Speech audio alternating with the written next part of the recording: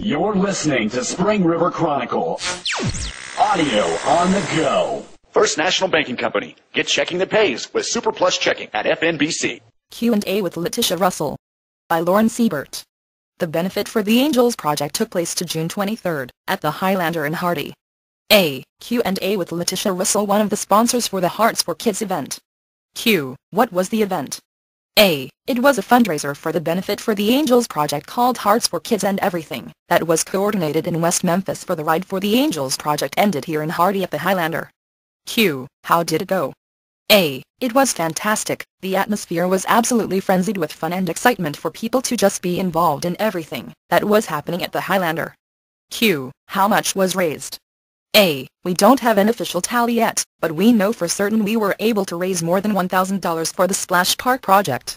Q. Were there any obstacles that had to be overcome in order to make the event a success?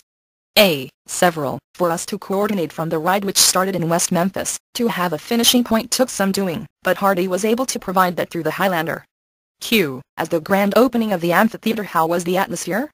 A. I was absolutely thrilled to see it in action again, and it was just absolutely electrifying with everything that was going on, and to see the activity, and to see the band set up, and the people at the concession stands, to see everything that was going on outside was great. Q. What about the park is of personal interest to you?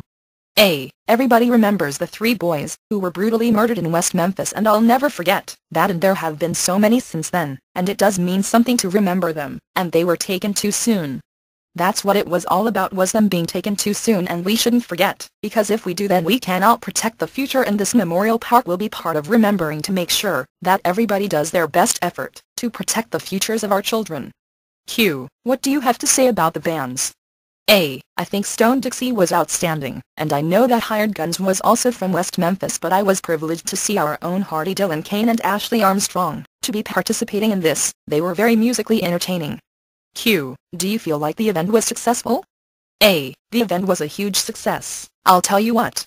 That was something that really touched me, was once again to see our community. This was something for West Memphis, but it doesn't matter if it was for West Memphis. Hardy individuals and businesses came together for a project that had nothing to do with our town, but to make it possible, and everything that they did at the Highlander is the success of it. Q. Is there anything that you would like to say to the Spring River area about this? A. I'm proud of you. I'm proud to be from this area, and I'm proud of everybody that put a foot forward for the children. What better project can there be than the Angels Project, and it was crucial.